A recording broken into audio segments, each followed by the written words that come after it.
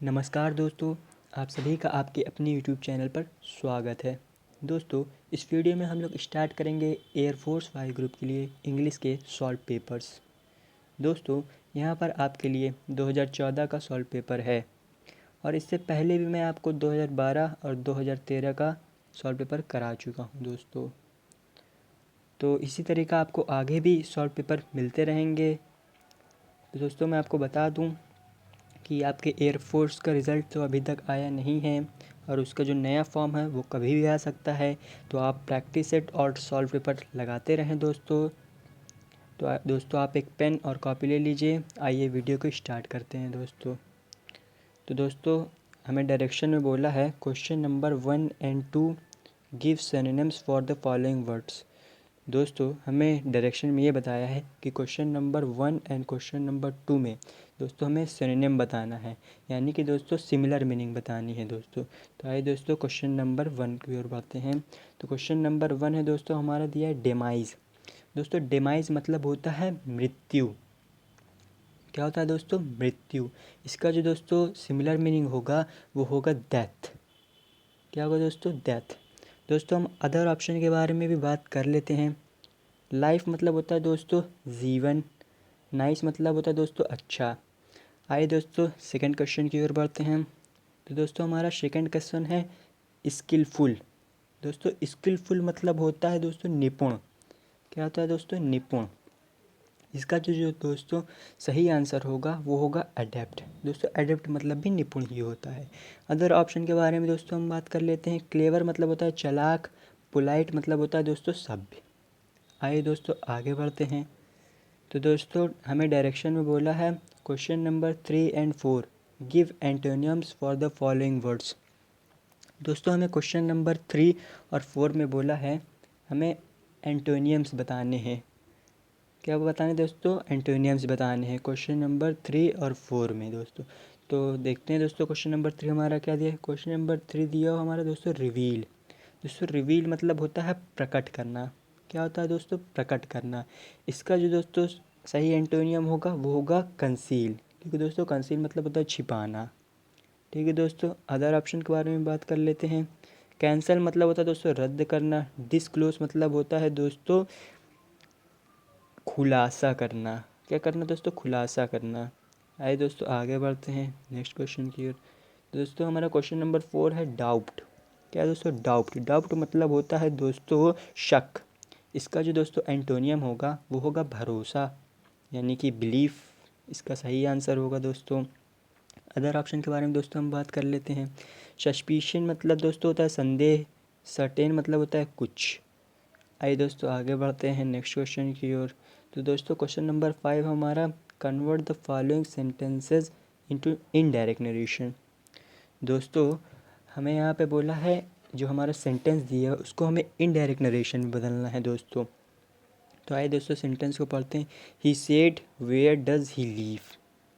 तो दोस्तों, जो हमारा सेंटेंस है वो किस में है? इंट्रोगेटिव सेंटेंस में है। तो दोस्तों, मैं आपको यहाँ पे पहले रूल बता देता हूँ कि इसे कैसे करते हैं, फिर उसके बाद देखते हैं। तो दोस्तों, यदि हमारा रिपोर्टेड स्पीच का वाक्य, दोस्तों रिपोर्टेड स्पीच किसको कहते हैं? रिपोर्टेड स्पीच जो हमारा कॉमा इन्वर्टेड कॉमा से लेकर जहाँ से फिनिशिंग हुआ है वहाँ तक हमारा क्या है? रिपोर्टेड स्पीच है दोस्तों। और जो हमारा इससे पहले ये हमारा रिपोर्टेड वर्ब है। तो दोस्तों कहा है कि यदि रिपोर्टेड स्पीच का वाक्य क्वेश्चन वर्ड से स्टार्ट हो तो रिपोर्टिंग वर्क को आस्क या आस्क में बदल देते हैं। किस में बदल देते हैं दोस्तों? आस्क या आस्क में बदलते हैं। तो दोस्तों, हमारी रिपोर्टिंग वर्क किस में दी है? ही सेड दिया हो दोस्तों हमें, इसमें ही सेड में दिया हो वेयर डज ही लीव। तो दोस्तों यहाँ पे हम इसको आस्क या आस्क में बदल दें तो दोस्तों क्या हो जाएगा? ही आस्क्ड हो जाएगा दोस्तों। और दोस्तों, जो हमारा कॉमा इन्वर्टेड कॉमा दिया हुआ होता है उसको हम लोग हटाकर दोस्तों कंजक्शन बना लेते हैं। क्वेश्चन वर्ड को ही हम लोग कंजक्शन बना लेते हैं। तो वेयर ही हमारा कंजक्शन हो जाएगा दोस्तों, और शेष वाक्य को हम लोग असर्टिव बना देते हैं। तो दोस्तों, जो इसका जो सही आंसर होगा वो होगा ऑप्शन नंबर ए। आइए दोस्तों आगे बढ़ते हैं क्वेश्चन नंबर 6 की ओर। तो दोस्तों, क्वेश्चन नंबर 6 है convert the following sentence into passive voice. दोस्तों, हमें क्वेश्चन नंबर 6 में बोला है हमें पैसिव वॉइस में बदलना है। किसको? He likes the rich. हमें बोला दोस्तों ही लाइक्स द रिच, इसको हमें पैसिव वॉइस बदलना है दोस्तों। पैसिव वॉइस को बदलने से पहले दोस्तों हम बता दें कि पैसिव वॉइस में होता क्या है। इसको दोस्तों हम सब्जेक्ट को ऑब्जेक्ट में बदलते हैं और ऑब्जेक्ट को सब्जेक्ट में बदलते हैं। तो दोस्तों क्या हो जाएगा, द रिच सब्जेक्ट में आ जाएगा। और फिर दोस्तों हमारे कौन सी टेंस दी है, प्रेजेंट इंडेफिनिट दी हुई है, तो हमारा इज ये एम आर से बनेगा। लेकिन दोस्तों द रिच हमारा प्लूरल है, इसलिए हम आर यूज़ करेंगे। उसके बाद दोस्तों हम लोग वर्ब की थर्ड फॉर्म यूज़ करते हैं और फिर बाय लगा के जो एजेंट रहता है उसको यूज़ कर देते हैं। तो दोस्तों जो इसका सही आंसर होगा वो होगा ऑप्शन नंबर ए। आइए दोस्तों क्वेश्चन नंबर 7 की ओर बढ़ते हैं। तो दोस्तों क्वेश्चन नंबर 7 दिया हुआ हमारा, a place where medicine are prepared and sold is called. दोस्तों एक ऐसी जगह जहाँ पर दवाई बनती हो और बेची जाती हो, उसे क्या कहते हैं दोस्तों, उसे दोस्तों फार्मेसी कहते हैं। क्या कहते हैं दोस्तों, फार्मेसी। इसको दवा खाना बोलते हैं हिंदी में दोस्तों। आइए दोस्तों अदर ऑप्शन के बारे में बात कर लेते हैं। डिस्पेंसरी मतलब होता है दोस्तों औषधालय, और हॉस्पिटल मतलब होता है दोस्तों अस्पताल। आइए दोस्तों नेक्स्ट क्वेश्चन की ओर बढ़ते हैं। तो दोस्तों हमारा डायरेक्शन बोला है question number 8 to 10, fill in with the suitable articles in the following sentences. दोस्तों हमें क्वेश्चन नंबर 8 से लेकर 10 तक हमें आर्टिकल भरना है सेंटेंस में। तो आइए दोस्तों देखते हैं क्वेश्चन नंबर 8 को। Terrorists were killed in dash encounter. दोस्तों हमें इसमें बोला है आर्टिकल भरने के लिए। दोस्तों आर्टिकल भरने से पहले मैं आपको बता दूं, इंग्लिश में दोस्तों 2 आर्टिकल होते हैं, एक होता है द और होता है दूसरा ए या एन। द को तो दोस्तों हम लोग स्पेसिफिक या पार्टिकुलर जगह पे यूज़ करते हैं, और ए या एन को जहाँ पे स्पेसिफिक और पार्टिकुलर चीज़ ना हो। और दोस्तों एन जो होता है वॉवल साउंड के हिसाब से यूज़ होता है। तो दोस्तों इस क्वेश्चन में जो है हमारा इनकाउंटर, इनकाउंटर दोस्तों हमारा साउंड कैसे आ रहा है, ई, स्टार्टिंग साउंड कैसे ई, तो हमारे क्या वॉवल साउंड है, तो इसलिए इसका जो सही आंसर होगा दोस्तों वो होगा एन। आइए दोस्तों नेक्स्ट क्वेश्चन की ओर बढ़ते हैं। दोस्तों 9th क्वेश्चन है हमारा, unless he has good communication skills he can not gate dash good job. दोस्तों हमें क्वेश्चन नंबर 9 में कह रहा है कि जब तक वह एक अच्छी संचार करने वाली स्किल नहीं पा लेता तब तक वह अच्छी नौकरी नहीं पा पाएगा दोस्तों। तो दोस्तों यहाँ पे हमारा कोई स्पेसिफिक या पार्टिकुलर चीज़ नहीं बोला है, और ना ही यहाँ पे हमारा कोई वॉवल साउंड आ रहा है गुड में, ये तो हमारा कॉन्सोनेंट है। इसलिए दोस्तों जो इसका सही आंसर होगा वो होगा ऑप्शन नंबर ए। क्या होगा दोस्तों, ऑप्शन नंबर ए। आइए दोस्तों क्वेश्चन नंबर 10 की ओर बढ़ते हैं। क्वेश्चन नंबर 10 है, milk is useful to dash man. Milk जो होता है वो यूज़फुल मैन के लिए। दोस्तों यहाँ पे जो सही आंसर होगा वो होगा नो आर्टिकल। नो आर्टिकल होगा दोस्तों। नो आर्टिकल इसलिए होगा क्योंकि समान भाव में मैन और वुमेन बिना आर्टिकल के प्रयोग होता है, मतलब ज़ीरो आर्टिकल। आइए दोस्तों आगे बढ़ते हैं। डायरेक्शन बोला question number 11 to 15, fill in the appropriate preposition in the following sentences. हमें क्वेश्चन नंबर 11 से 15 तक हमें प्रीपोजिशन भरना है। तो क्वेश्चन नंबर 11 की ओर बढ़ते हैं हम दोस्तों। I am happy dash her. दोस्तों यहाँ पे मैं आपको एक बात बता दूँ, हैप्पी के साथ हमारे 2 फिक्स्ड प्रीपोजिशन यूज़ होते हैं, एक होता है विथ और दूसरा होता है एट।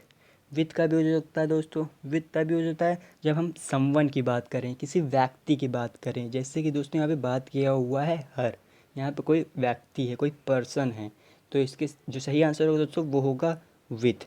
और दोस्तों हैप्पी के साथ लेकिन हम ऐड भी यूज़ करते हैं। ऐड दोस्तों हम लोग समथिंग के लिए यूज़ करते हैं, जब कोई चीज़ हो। जैसे एग्जांपल है दोस्तों, I am happy at work, और हो सकता है I am happy at the moment. आइए दोस्तों क्वेश्चन नंबर 12 की ओर बढ़ते हैं। तो दोस्तों क्वेश्चन नंबर 12 है, Shyam has no information dash this. दोस्तों श्याम के पास कोई इन्फॉर्मेशन नहीं है इसके बारे में। तो दोस्तों इसका जो सही आंसर होगा वो होगा ऑप्शन नंबर सी। दोस्तों ऑप्शन नंबर सी इसका सही आंसर होगा। दोस्तों अबाउट प्रीपोजिशन जो है ना वो इन्फॉर्मेशन के लिए यूज़ होता है दोस्तों। आइए दोस्तों आगे बढ़ते हैं क्वेश्चन नंबर 13 की ओर। तो दोस्तों क्वेश्चन नंबर 13 है, he went out dash an umbrella. वह बाहर गया अम्ब्रेला के। तो दोस्तों इसका क्या सही आंसर होगा? इसमें दोस्तों लगेगा ऑप्शन नंबर बी, विथआउट होगा। मतलब कि दोस्तों वह बाहर गया बिना अम्ब्रेला के, वह बाहर गया। तो दोस्तों यहाँ पे विथआउट जो हमें बता रहा है वो उसकी कमी बता रहा है, एब्सेंस बता रहा है दोस्तों। इसका जो सही आंसर होगा विथआउट ही होगा दोस्तों। आइए दोस्तों आगे बढ़ते हैं क्वेश्चन नंबर 14 की ओर। Sita has come dash the market. दोस्तों सीता जो आई है मार्केट, दोस्तों यहाँ पे हमारा जो सही आंसर होगा वो होगा फ्रॉम। दोस्तों फ्रॉम इसलिए होगा दोस्तों, ये यहाँ पे डायरेक्शन की बात हो रही है दोस्तों। हम टू का यूज़ करते हैं और फ्रॉम को यूज़ करते हैं डायरेक्शन बताने के लिए दोस्तों। जब हम कहीं जा रहे होते हैं तब हम टू का यूज़ करते हैं, और जब हम आ रहे होते हैं तब फ्रॉम का यूज़ होता है। जैसे एग्जांपल दोस्तों, आई गो टू दिल्ली। जैसे जब हम लोग कहीं जा रहे हैं, जैसे दिल्ली गए, तो वहाँ पे टू यूज़ होगा। लेकिन जब हम कहीं से आ रहे हैं, जैसे कि I am coming from the train, मैं ट्रेन से वापस आ रहा हूँ, कहाँ पे? घर आ रहा हूँ वापस। तो यहाँ पे क्या यूज़ होगा दोस्तों? फ्रॉम। वैसे ही दोस्तों यहाँ पे भी आने की बात हो रही है, Sita has come from the market.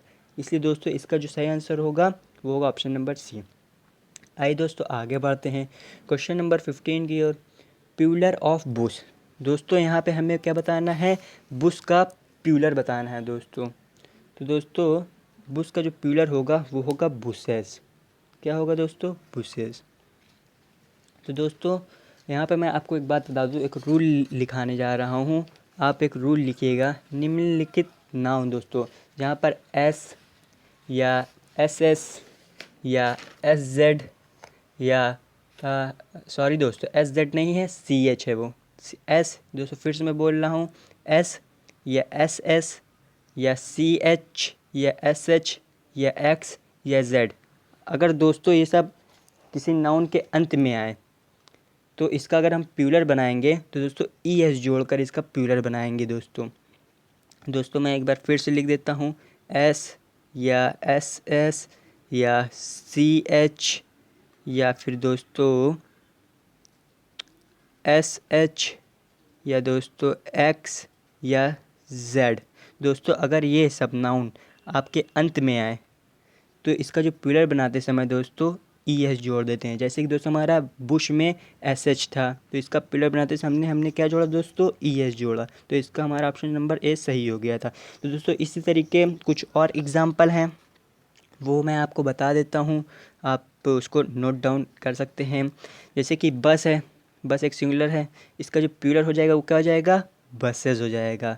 दूसरा एग्जांपल है दोस्तों बुश, बुश का प्यूलर क्या हो जाएगा? बुशेज। तीसरा है दोस्तों ब्रांच, ब्रांच का प्यूलर क्या हो जाएगा दोस्तों? ब्रांचेस।